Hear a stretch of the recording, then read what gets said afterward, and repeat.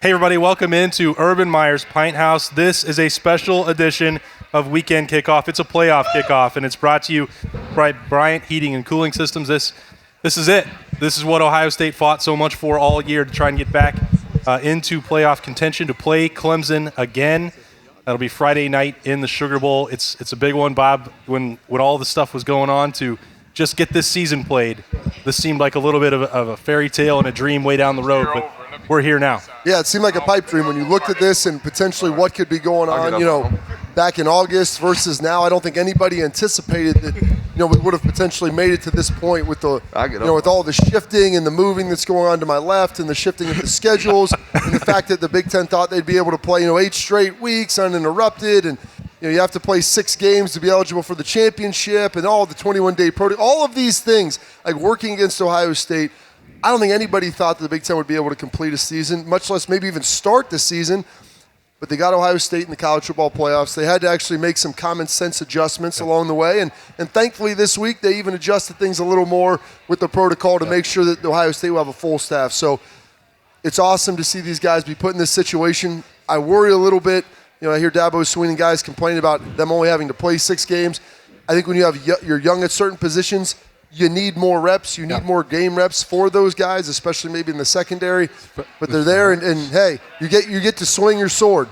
So swing as hard as you can. All right, they get to play. We get to talk about it, and we're going to. Yeah, why don't we talk? Hey, Dabo, why don't we talk about the one loss, brother? I mean, I get it, COVID, and your quarterback's out, but you know what? COVID, and they only played 6 games, so. He strangely doesn't want to talk about that. That's Jeff Heuerman, by the way, the first time that we've had the national champion and former NFL tight end in the house. Appreciate him. He's got Cardale Jones over there, Tyvis Powell, BB Landers, and, of course, Bobby Carpenter as we talk about this. All right, so I got this question a lot. We're just going to start right there with what Jeff's talking about. Right now, there are legitimate questions from fans. Do you hate Clemson more than Michigan? No, come on. Yeah, no. I know what you're going to say, Cardale. No, you don't have. But there is a question about, is this viewed as a rivalry? How much hatred is there really? Because, this has become a series where this is one of the few teams the Buckeyes haven't beaten. I think it's definitely a lot of hatred there, but nowhere near close to the intensity as a rivalry as the team up north. Just because they slipped away the last couple of years we played them, I think about going back to my red shirt freshman year in the Orange Bowl when Sammy Watkins and Hopkins just torched us. Yeah. Whoa, and then the 31-0 loss. Whoa. Torched us. Whoa. Y'all, we lost. We ain't going to do this. We ain't going to do this today. We ain't going to do this today. I was a true freshman. No. We not going to do that. Anyway. We not going to do that. Core value was honesty, right? Wow. Be honest. We won, though. That's automatic. We got a dub, right? No. My freshman year? No, Orange Bowl. We was winning and some other stuff happened in the game. My freshman year. Anyways, back to my point. I'm sorry. Anyways, back to my point. Then they kind of put it on us, the 31-0 loss, and then the way they beat us last year. I think it becomes a rivalry as far as end of the year. You look up for that matchup just because of the last couple of times we matched up against them and things haven't gone our way. Yeah. But to compare it to the team up north rivalry is nowhere near. Yeah, I didn't expect that any of you guys would actually agree to that, but they wanted me to ask because the bad blood is definitely flowing, and that's, you guys have all been part of these big games and on big stages, and Clemson now is there every single year. That's the kind of program that Ohio State has to get past. Yeah, I just think it's good on good. It's the team that we expect to play to get to the championship, and we've been fortunate to match up against them a couple of times, and hopefully this year we cross the hump. It's always been some stuff that goes on in those games that make it not fair for us. Like it's always like something that happens on Ohio State side that make us lose type thing. Right. So hopefully this year it was the refs. So hopefully they got to play a good game where the refs can't even mess up nothing. They just got to play a good clean game. For me, I think the biggest thing is going to be this. When it really comes down to it, no, this week will never be like another week, but at the same time, it's not like the rivalry. The rivalry is something special. It's historical. You can't get Ohio State versus Team Up North anywhere else. I don't care where you go, who the rival school is. You just don't get that. You know what I mean?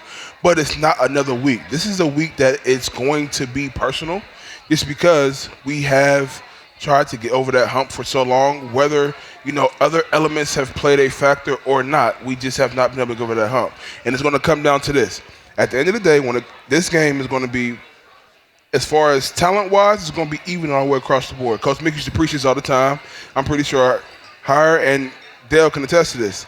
At the end of the day, the most prepared team that executes the game plan the best comes game day will win the game. It's not like Ohio State playing a Rutgers or Ohio State playing X, Y, and Z. You're playing a team to where across the board you can always match up. How you execute and the execution comes from practice will determine the outcome of the game. And finishing, because that's been the right. last couple of times we was in. It's finishing. That fourth quarter, finishing. You got to finish. Second half, third to fourth quarter is been a little bit real. You have to find a way to finish. But I think going back, Austin, when people look at this, talk about rivalry, is it better than Michigan? It's obviously not. But there is, going back, this is the game that Woody gets fired in. The last 3 times, 13, 16, 19. They get the best of Ohio State. And so a little bit, I look at this as kind of coming out of the 2000s, and it was kind of the rivalry with the entire SEC. Until, the 2010, you're finally able to knock off Arkansas, and then these guys go and consolidate that by beating Alabama in the Sugar Bowl. All of a sudden, then now you've beaten the SEC twice in big time games and big time moments, and you've gotten it done. And so then that's kind of wiped away. And until that happens, Dabo Swinney can really say whatever he wants. And your only retort is, okay, well, we don't like you because you could say pick your adjective about him, but he still has all the room to talk because he's gotten the best of Urban. He's he gotten the best of Ryan last year. Even if it's a slim margin, it still goes up as a W in the win-loss column. What I think is just so bizarre about the way Dabo is continuing to run his mouth ahead of this game is that 99.9% of coaches are careful not to put anything on the bulletin board. I can only imagine if this situation was, Jeff Heuerman was in that locker room and Dabo votes Ohio State 11, how well that would go over for you. That's the part that I find I think there's strange. A lot of there's strategy that goes into it, with these head coaches, and there's kind of 2 sides of the fences. You can kind of take the underdog strategy, like when we played Alabama in 2014. We had 3 weeks of bowl practice, and Coach Meyer started out, from the time they announced that we were playing Alabama, he talked up Alabama like they were God's gift of football, which at the time they kind of were. They had won 2 or 3 national championships in the last 5 years or whatever, and he kind of started out. The first week of bowl practice, he's really, getting on us, motivating us with, the fear, and getting us to work, with the fear of getting embarrassed by Alabama. And then, week 2 comes around, and he kind of starts to talk us up a little bit and start to, build us in a little bit more confidence with us. And then week 3 comes around, and, he's really, making us believe, and we're really starting to feel like we can win this game, and that's one side of it. And then the other side of it, Dabo, he's taking the approach that we're better than this team. You know what I'm saying? They haven't shown that, they haven't won 10 games. They haven't done a whole lot. They've beaten a few Big Ten teams. They've had some games canceled. And I think, there's 2 sides of the fence as far as getting your team prepared to play in a game like this. And I think Dabo has taken the side as, we're better than them. And if we go out and just execute, we're going to win this game. And Urban, quite honestly, he took that approach when we played Oregon. When we went to go prepare for Alabama, he took the approach of, you guys better get your stuff together or you're going to get embarrassed out here. But when we went to, play Oregon, it was a different approach. He said, look, you guys are better than this team. And, he told us that from the first day, that we beat Alabama and we started to prepare for Oregon. He said, you guys are better than this team, and, you're going to, if you go out and just execute, you're going to win this game. And I think that's kind of the approach that Dabo's taken. And like I said, it's 2 sides to the fence, and, we'll see how it plays out, obviously. I do think, and that someone proposed to me this theory, and I think that there is a little bit of this, where if you're part of Clemson, you see Ohio State, and you know that they've been really good, and they won a national championship, but they haven't beaten you guys. Yeah, 13, exactly. 16, 19. And exactly. So I think a little bit of him saying that maybe was to stir the pot up and to get the attention of his team, because it's just like, you play a team up north. You may have beaten them 10 times in a row, but there's some time. You got to commit this. They're still good. You want your team when the foot hits the ball. Urban always uses that out. When the foot hits the ball, you want your team to believe you're going to win that game. And instead of telling your guys they're the underdogs going into the game and then building them up and giving them the confidence before kickoff, he's giving them the confidence from the start. And it's also the difference too is. Normally you have three or 4 weeks to prepare for this game. Yep. So you have 2 weeks. And maybe you don't have the time to play the other side of it. And then build your team back up. So he's just building this team up from the start, saying, look, these guys haven't ever beaten you. So it's we'll see. I mean, I ain't gonna lie to you. I'm gonna kind of take over the role of Schleg since he's not here. Nobody can really take Schleg's role. That's tough. I'm not that nuts. I'm not that nuts. But this is a Schleg borderline statement. At the end of the day, Dabo is intimidated by Ohio State because we are one of the teams that could actually potentially kick their ass. So you can look at it as like a Freddy Krueger. We can say ass. You can say ass. Okay, yeah. we can say ass. Okay. No, I'm saying it's over with. It's already been said. I almost said shit earlier, but I wasn't sure. So okay, let it flow. All right. But at the end of the day, it's like a nightmare on Elm Street. In the past, yes, they kind of got the best of Freddy Krueger. But you want to know something? Eventually, we might actually kick their asses. This upcoming week. So it's one of those things where when you're an intimidation factor to certain people who don't know how to handle not only just that fear factor, but the media on top of it, you might say some bogus out of your behind. He got the right to say what he want to say. Right. He does. He does. But at the same time, too, let's keep it on that, Tyvis. Going into a week, if you really are not worried about a team beating you, what you gonna say? Well, it's a lot of there's different coaching strategy. A lot of Lou Holtz used to say, "I don't know how we gonna stay." I'm not asking Lou Holtz. I'm asking Tyvis. What I'm gonna do? Yeah, talk to me. I'm talking crazy. Yeah, it's because I got my boys. I know what we gonna do. But you know what it's gonna be. I know what we gonna do. We gonna go out there and smoke them. But it's the thing, though. Hey. He's not talking about his team. He's talking about where we should be. Well, his focus good. His focus in the wrong place. Intimidation factor, and you have to do that in order to encourage your boys. Does he believe it? Probably not. Damn well going on this Saturday, you don't know what the hell's going to happen. Well, he doesn't know if he's going to win or lose. But my personal opinion, we're going to win, but I'm going to keep that to That's myself. what I find most bizarre about it, though, BB, is that he knew that they were most likely going to play Ohio State, and he still voted them 11th in his poll. And he knew it was going to be public. But it's strategy. Coach Meyer, he has his degree, was a social psych. Psych. Everything is mental. So if you have, I don't think Dabo has a psychology. It doesn't. That's right. He doesn't have to. But at the same time, too, if I'm going into a game, if I can do something or say something that'll piss you off or take you out of your game, I'm going to do it. Maybe he doing. Now you're going to shoot whatever shot that you can shoot. But maybe he doing it because he like, I want these guys. Don't lie. You can't lie to me. So don't lie to yourself. I'm just saying. Maybe he doing this to say, I want them to prepare. I want this to be their best shot. No. So if Clemson beat us, they'll be like, look, we beat y'all and y'all swung as hard as y'all could type thing. I'm just saying. You never know. Between you and your medium-sized helmet, that's BS. I love you though. Not gonna happen. All of it is a mental element for him to prepare his team, which I will respect. Even though his statement was BS, I will respect. But no, you got to do what you got to do to get your boys ready. Right. Period. That's what he's doing. All right. I have a question for the Sugar Bowl table over here. Since you guys made that history a couple years ago, and Ohio State's returning there to try and do it. When you talk about that week of preparation and everything that went into it, what is it like to be in that moment, to be in the first playoff, to be in that site, everything that goes with this game? What do you most remember about that week? Obviously, the game itself was unforgettable, but how do you prepare for a game like this? Looking back on that whole run of that 2014 season, getting ready for the first college football playoff, it was long, man. Like Jeff said before, I think we was preparing 2.5 weeks for, Alabama, and the coaches. I think it was longer than that because we played Buckeye ball. We played November 24th, yeah, it was against Michigan, and then we didn't play again until end of December. We're looking at probably a month. Yeah, felt like it, but I think hats off to our coaches to kind of prepare us to mentally and physically prepare us for a game that was so far away. We almost treated it like camp. No, that's not. That's what we did. Exactly We treated it like camp, and we couldn't do too much good on good. But I remember in the first week or so, we really went after it, and then we tapered it off to continue to try to get your guys back there. But the conditioning aspect of, like we said, we played Buckeye ball. It was still a lot of running around, but not just physically as a football game and then practice. But it was just a long process that you kind of look back and you definitely enjoyed because we did grow together as a team.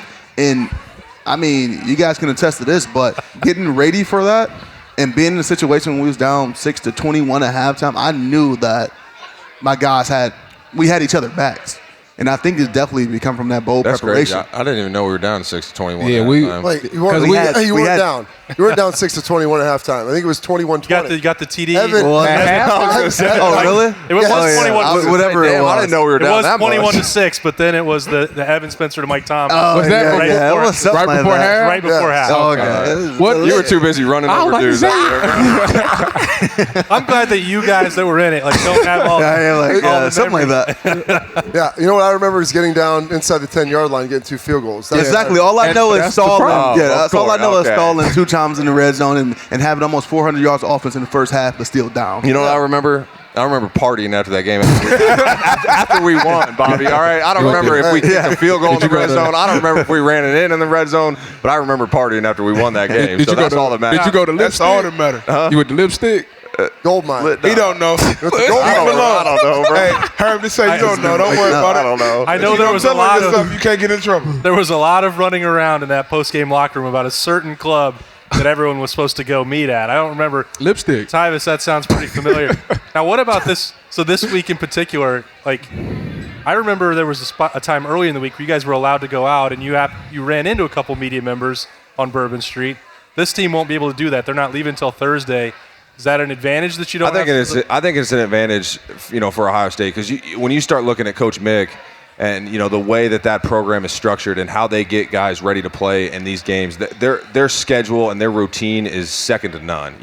And not having all those outside distractions and things like that, I think it just benefits Ohio State.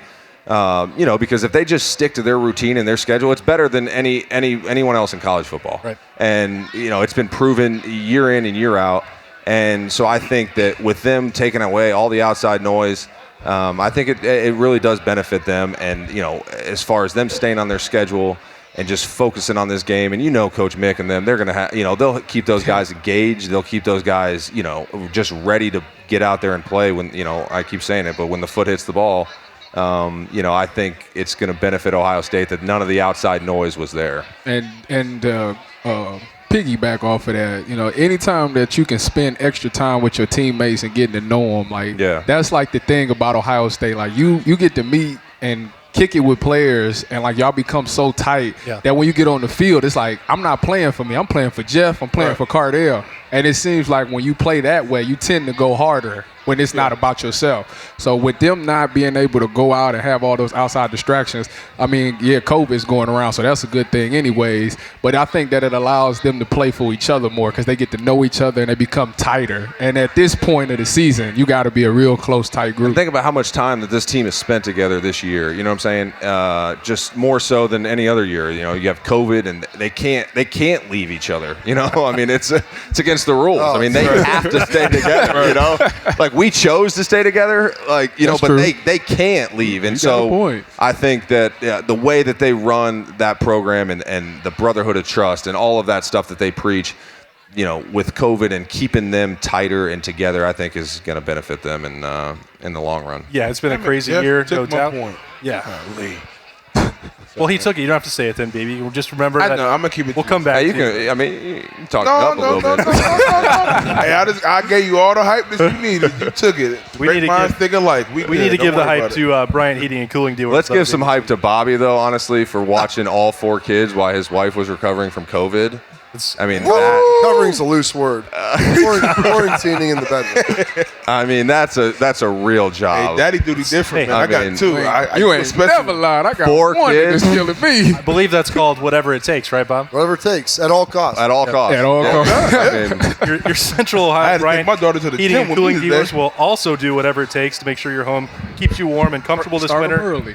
And if you're worried about the air quality in your home, be sure to talk with a Bryant professional about the Evolution Air Purifier. Bryant's air purifier uses capture and kill technology, which will make your home a healthier home. Find your local Bryant professional at Bryant.com. Bryant is doing whatever it takes. Crazy.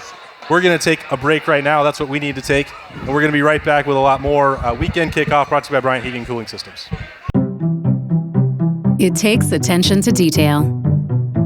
With your local Bryant dealer, you're getting more than just a technician.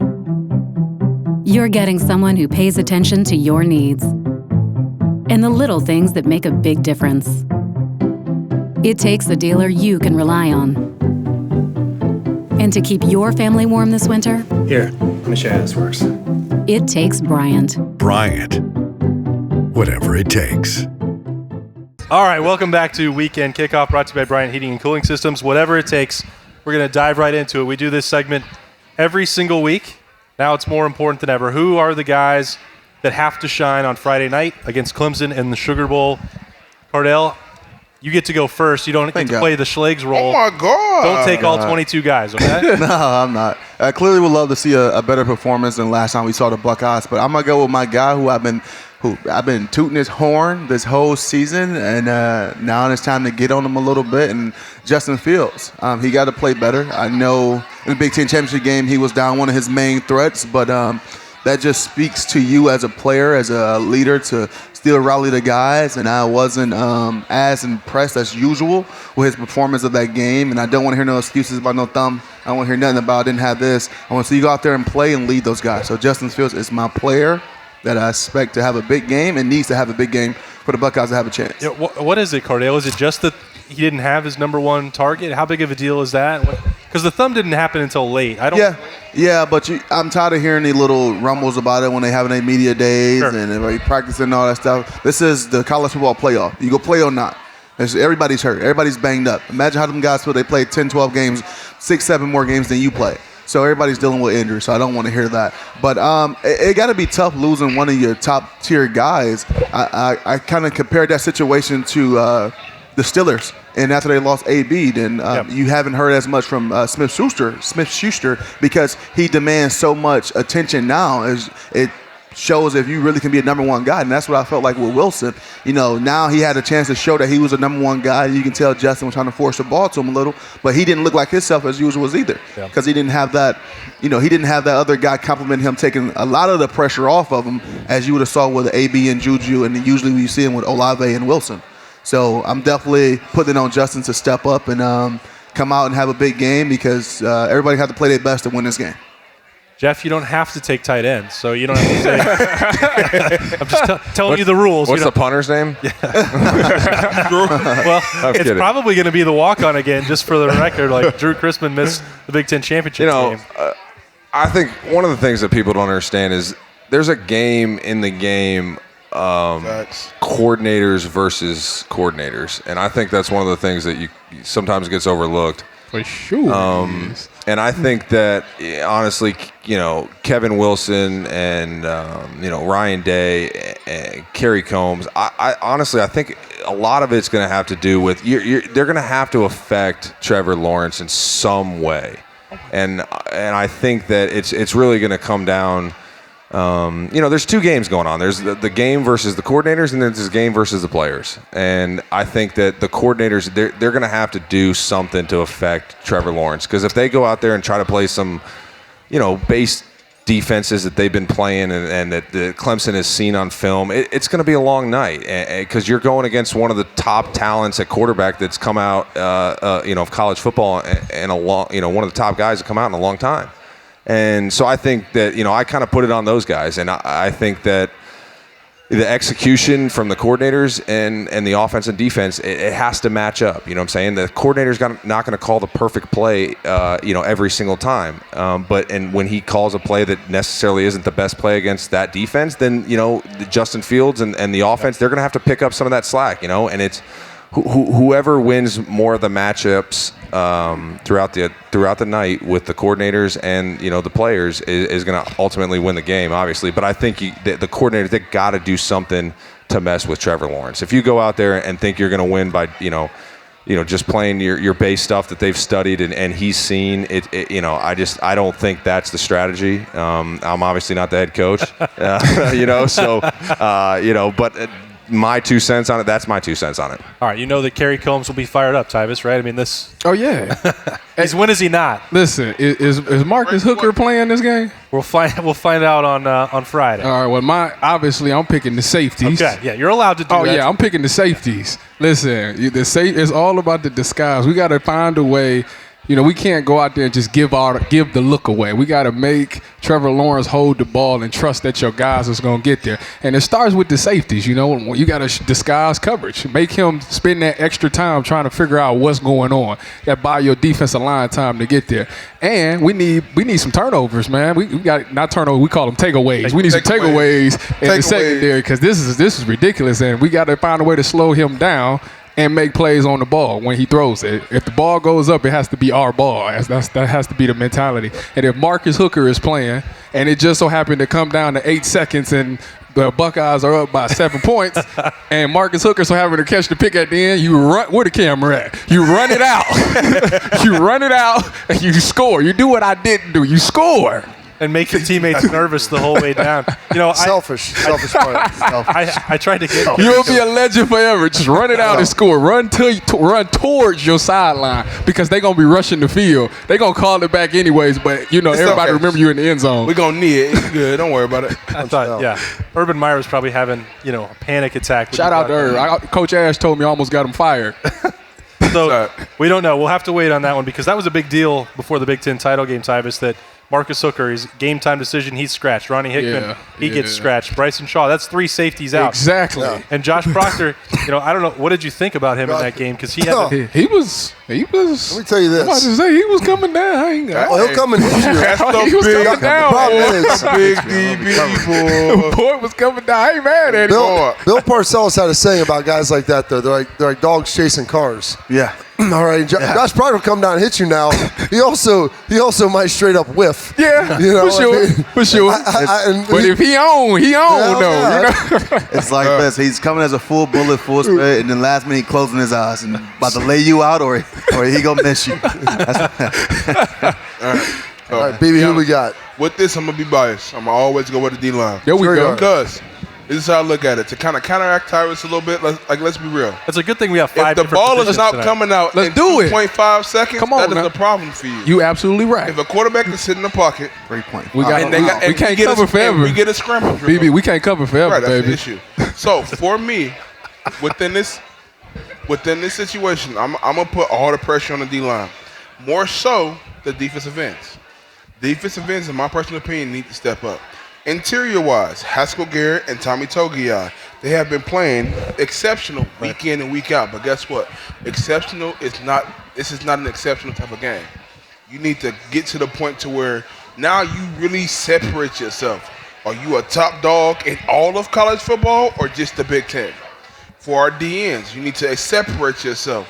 Are you that top dog in the Big Ten? Because we have had some issues, let me say this, inconsistencies on a week-to-week basis off of the edge. Everybody will always talk about, in the Big Ten, you got to stop the run, right? Your front 7 stops the run, right? Yeah. Your front 4 keeps the O-line off of the linebackers' asses to have an efficient front 7. Okay. Your front 4 has to perform play after play after play. 4, not 2, not 3, not 1. 4. So, for me, I'm going to put the pressure on the defensive line. I will always do that. I'm D-line minded, but it will always start up front. If the quarterback got to throw the ball in the tunnel, DB's job is easy. You know what? If the quarterback can't throw it at all, it's even easier. Linebacker's job is easy. If I'm getting a tackle for loss on 1st and 2nd down, linebackers don't got to do that much. Right. You call strengths, you get to your man, lock up, or you jump on the Powell and add that extra, what Coach Fickle like to call, tattoo to the ball carrier. That's it. You dominate the front all the way across the board. So for me, the defensive line is on my what you want to on your radar. No, I ain't even call it radar. That's too lenient. They got to show the hell up and show the hell out. Okay.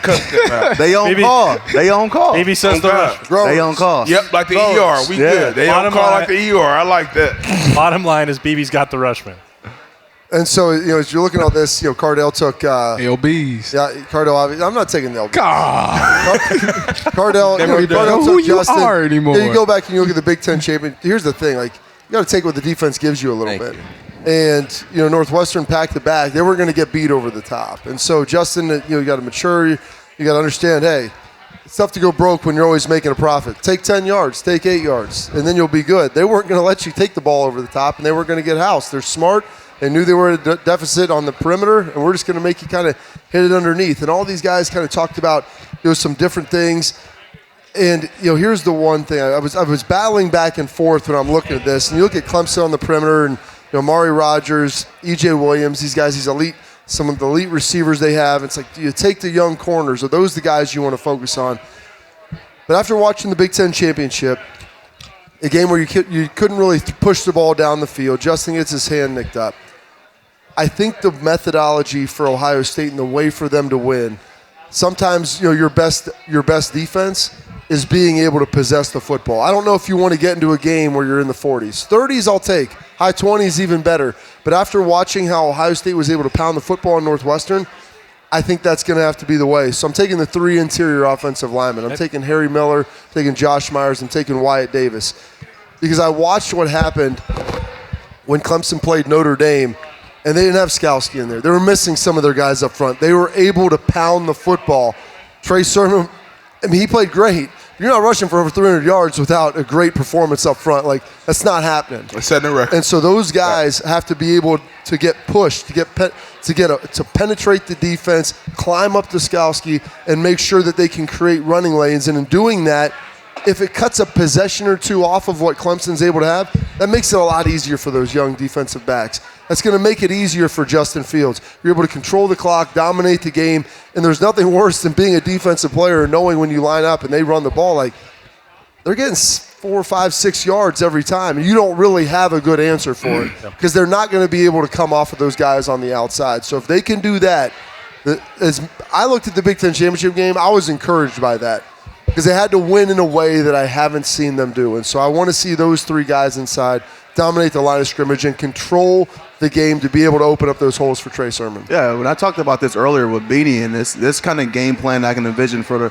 the Buckeyes, kind of similar to when we played a national championship game. We wasn't necessarily scared of Oregon's offense on the offensive side of the ball. Don't know what's going on the defense side, but we knew we had to limit their possessions. They were scoring the fastest, and they were the most efficient offense at the time of that year. Right. And our game plan was pound, pound, pound, try to make the game as short as possible, but it just so happened that we beat them so bad physically, then those big shots downfield opened up. That's why Ezekiel Elliott ran for 200+ on top of the way, the defense still stepped up and played that game. But and my blocking. Oh, yeah, of course, and Jeff blocking, but it started with the guys up front, and we knew that we had to limit them. I mean, how many games you would go into the offensive game plan? We say, hey, we got to limit their offense possessions, not because of our defense, but their big strike ability on offense, and that's what they have.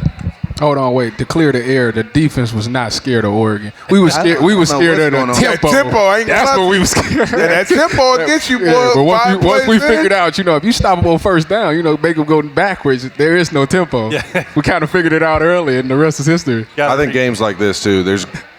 There's going to be one turnover on whether it's Clemson or Ohio State that's going to have a huge impact on the game. I mean, the red zone turnovers that happened in the Big Ten Championship game cannot happen, and that's, I think, looking back on this, I would, bet a good amount of money that there's going to be one turnover in that game that really swings it one way or the other in favor of one of the teams. It always do. Hopefully, it's going to be, in our favor, but you're going to have to see it play out, and there's usually one turnover that happens that it's real hard to overcome. Yeah, I feel like honestly it cycles back to kind of a little bit what I said earlier. The most prepared team, which I'm pretty sure we all have heard from Coach Mick too many times to count. The most prepared team and the team with the best game plan that executes.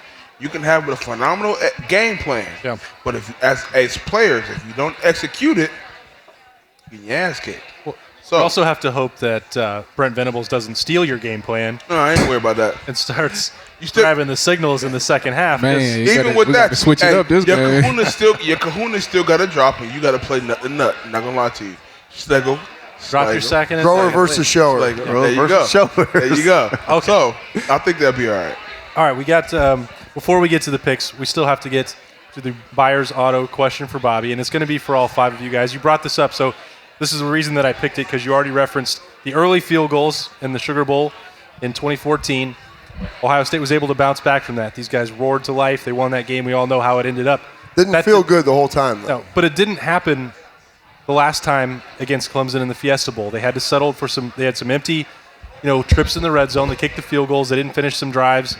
In a game where it was 16-0 and they could have easily been up 21 or 28, they physically dominated that first half. Austin. We know what happened.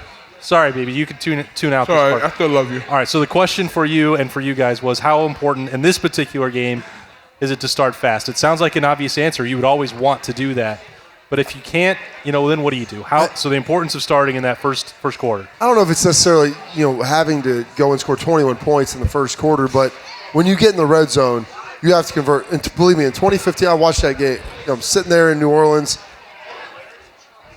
heavily overserved, sitting in a suite with, I'm going to go there. I got a few stories of Bobby heavily overserved. Sitting in a suite with Kenny Chesney and a bunch of Bama. Sitting in a suite with Kenny Chesney, a bunch of Bama fans. Just so happened, his head of security went to Colonel White. And dating back. Oh, yeah. So we're all hanging out. We got like 2 or 3 people. Everyone else was there. And so as I'm sitting there, I'm like, this is bad. This is bad. Like, we're getting down there and not getting points. So you were nervous? Yes. Hey. Yes, because Colonel White boys and Jefferson boys. I wish you'd have been in the locker room. Believe me, it's the same thing. Like when you get opportunities against good teams, you have to take advantage of them. 100%. And so that's when Ohio State gets in the red zone. It can't be like I worked that game. It was the most painful experience of my life because I was working that game for ESPN. We're doing the coach's tape and drawing things up. And as I sit there, it's like, all right, JK should have caught this. Okay, we should have had that play. And it's like you're winning at halftime, but you knew it should have been about 10 or 14 more points. When you get down there, you have to find a way to get score. You have to find a way to get scores. And so that is the big thing. It's not necessarily starting fast. If they have a 3-and-out at the beginning, 2 3-and-outs, that's fine. I don't want to see them drive to the 5 and then have 3 plays where there's 2 incompletions and a stuff on a run, and then it's like we're kicking it. You've got to find a way to put it in the end zone because Trevor Lawrence and that offense for Clemson are too good. And you can hold them down for a long time, and you can get turnovers, but don't let it come down to a situation where you're going to be looking back saying, I wish I would have had 4 more instead of just the 3 that I got. I feel like this is going to be one of those games where you have to put a complete game together from quarter 1 to quarter 4, point A to point B, as Coach Meyer and Coach Mitt like to say. Because at the end of the day, when it comes down to it, is this. Like I said, talent-wise, everything is even. It's even. For the most part, it's very even. So every quarter counts because every corner is a toss-up. Every corner is like any given Sunday, like Jamie Foxx. That is just what it is. So, flag. That is amazing. Like Jamie Foxx sawing Suburbans in half and throwing alligators in the shower. That was a steaming Willie Beeman right there. Yeah, it was. But this is what it comes down to is they have to show up every quarter, play in, play out, and they have to finish a whole game, which is a concern because they have not really had to put a complete game together yet this season. Yeah. Jeff, to get those tight ends involved in the red zone, I've seen the big plays from Jeremy Ruckert in the passing game. We know how important they are in the blocking game. Like that seems like an easier solution, right? Just to get that position involved and close out some drives with those guys. Yeah, I mean it goes back to kind of the coordinators, and there's probably 2 or 3 matchups that Kevin is looking at that he's gonna attack. And, I would imagine that one of them is, a tight end versus one of those safeties. And at some point in the game, they're going to have to capitalize on one of those matchups because it is a mismatch at the end of the day, and especially in the red zone. It's going to be a mismatch. And, like I said, there's a couple matchups that they're going to have to look at. They're going to have to capitalize on play calling and execution by the players. And, it's going to be the tight ends deep down there in the red zone. And, and the rest of the field, and, I'd be lying if I was sitting up here saying I knew exactly what it was. You know what I'm saying? They don't pay me to do that. That's what they're paying those guys to do, right. But there's, 2-3 matchups where they're really honing in on those, and they're looking for those matchups throughout the course of the game, and they're going to try to, execute on those and capitalize on them. And that's, whether it's tight ends down in the red zone or receivers out in the open field or backs on linebackers coming out, of the backfield, one-on-one matchups there. there's going to be a couple of them that they need to, capitalize on. Yeah, well, just to piggyback on what Bobby said, I don't think it's as important to start fast as in kind of controlling the time of possession and not coming up empty-handed on some of these possessions. Because like we said before, Clemson got a really good quarterback, really good offense, and them guys got the potential to score touchdowns or let alone points every drive. So I think we come out and control the possession, time of possession, and don't leave empty-handed, then we should be in good position to win a game. All right, that was the Buyer's Auto question for the general. Appreciate that as always. Now it's the time. Silver Bullet pick segment. There's only 2 games that really matter. I'm not sure how much uncertainty there's going to be picking either one. But in the non-Rose Bowl being played in Dallas, Alabama, the number 1 seed, is a 19.5-point favorite against Notre Dame. Taking it. Taking the points. Taking it, hammering it. Hammering the points. Oh, really? 12 is on Bama. When I said, hold on. I'm not taking Hold on, wait a minute. When I said that last week, it was different. Because I seen Florida play and I seen Notre Dame play. I'm taking that 19 points. You crazy? I'm going against 12. Okay, a lot of shots in there. I can't agree with the guy. I hear you. I don't like 19 points in a game like this. I honestly, I don't like 19 points in a game like this. 42-14. 42-14. 12 has Bama. You must be crazy. Tyvis has Notre Dame. Yes.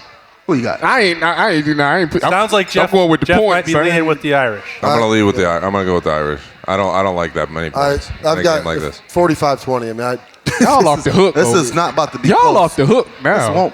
Wow. You see, y'all haven't watched. Did y'all pay attention to games this year? Yeah, I did. No way y'all could. Yeah, I did. Y'all But it's a disrespect thing. Like, hey, I'm not about to sit up. Disrespect. You think they about to just sit there, go up there to the chance to go to the championship and just let them get blowed out? You know my motto. Me personally, I have not paid enough attention to either team. And I have not been bad here yet. He has been one of the best. He's been the Nostradamus. Special dark in my room don't go together. However, mint green and chocolate and gold does. I'm going Notre Dame. All right. I'm with him. See? Like me and Bobby take this one. 19 and a half, but that's a lot of points. Coach, you haven't seen the Notre Dame secondary. You haven't. You see the player of the year? You see the offensive player of the year? Yeah. I don't care. We like that for sure, but I don't care. I don't care. I don't care. Amari Cooper was like that too, and he ain't had to go against these guys, y'all. Hey, you right. Listen, what you said? Hey, Dale, think about this. The year that they won a natty, you didn't have to go against some guys. Wait a minute, though. Listen. When y'all won it, and you showed up and showed out, I want to make a little bet on the side. Holla at me. I'll be over here. Oh, I got you over here. Oh, God, I swear. No, let's be real though. Like, every week is a new week. It's different. Like, and you can attest to this. Your story is testimony. But wait, let me tell you something right now. No matter what it is, let me tell you something right now. When you show up, you got to show out. And you did it. Let me tell you something right now. You did. Let me tell you something right now. Tell you what. And then completely unbiased. Alabama been the most consistent team this whole year now, and Notre Dame. I take that. And Notre Dame. I take that. Notre Dame hasn't. I won't argue with you on that. Whooping. Hey, I tell you what. Any given Saturday, bro, you never know. Austin, who you got? The only problem with Alabama when they've been inconsistent is that you can score points on them, but Notre Dame will not be able to throw the football in Alabama. Like Ole Miss put up points, Florida put up points. That's because they have a great quarterback in wide. So who you taking? I'm taking Alabama to absolutely take apart Notre Dame. Hey, we rocking together. I will be standing right behind Cardale, and I'll also have my wallet. Maybe I want to believe that Notre Dame is going to go back to the Notre Dame. Believe in Santa Claus too. What's Santa Claus bring you for Christmas? Coach, you can talk about Alabama in 2014. I'll show you the defensive backs that they were playing against in the Sugar Bowl. None of those dudes on Notre Dame would be too deep. We don't have to look very far. So it ain't even going to be close. Huh? No. Wow. Tyvis. You know what, though? That's Tyvis. what they said about the Buckeyes, too. You had first-round corners. Tyvis. You got 6 first-round corners in like the last 5 years. These guys haven't had one in the top 3 rounds. I know what this is going to look like. Tyvis. They got a corner that's getting drafted to the MAC next year. Basically. Transfer portal. I'm telling you. Hey, Dan, chill out, bro. I'm telling you, it's ain't about to be chill out, man. With that on the side. This was I ain't bet nothing. Boy, I thought it was going to be a cakewalk. Me and Cardale just leading the way with Alabama blowing out. I like this. This got a little more spicy than I thought for the Silver Bullet pick segment. Okay, the only one that truly, truly matters. Clemson. Dabo Swinney, 7.5-point favorite Friday night in the Sugar Bowl. Buckeyes looking to make some history like you three did down there 5 years ago now. What do we got? Buckeyes do it all. OSU by 6. He took my answer, boy. 31-27 Ohio State. 2 picks for the win. I like that. I'm going to keep it closer than 6. I'm going to keep it. I'm going to say 34-31. 28-24 Buckeyes. Marcus Hooker pick at the end. Run it out. Well, so won't that make it 35-24? Yeah. Okay, we'll go with that. If he goes, He ain't gonna score. That's the problem. That's right. You said it was going to get called back. Don't make me change your score. Yeah. What I say? What was my answer? 28-24. BB, who you got? Come back to me. I'm trying to get my number. You the last one. You don't like to say everybody win. Bobby didn't go? He needs a calculator. Yeah, 37. Hey, I barely passed 1075. Shut up. I got a B in it, but I don't ask me how I got how many points this? I'm going to go Ohio State. I'm going to go 21-34. Wait, 21-34. No. 34-21. 34-21. Ohio State. Right? I like that. That's 13. I feel Yes. good about that. That's a good. Yes. I take that. 34-28 Buckeyes. Let's make it a clean sweep. That's 6-0, don't judge 6 me. picks for You know the what? Buckeyes. I pray that Notre Dame lose by 3. I pray they do. I pray. Because I need to come in here and just talk to him. I don't know who you. Well, Hey, Tyvis, got the hook. God gonna get you crazy for praying for it. That's the problem. You better quit. What we need is Ohio State to Better win quit. one more so that this is not the last weekend kickoff of the year. How about that? Keep the Buckeyes. They play Friday night in the Sugar Bowl. Can't wait to get down there to New Orleans. It's going to be a great New Year's Day. Let's get rid of 2020 and get the Buckeyes started off on the right note. Be happy to cover that. Appreciate the guys as always. Jeff Heuerman coming down for the first time. Cardale Jones, Tyvis Powell, BB Landers, and Bobby Carpenter. I am just Austin Ward. Thanks so much for joining us for Weekend Kickoff all year. It's been brought to you by Bryant Heating and Cooling Systems. And stay around for full coverage at lettermenrow.com of the Buckeyes.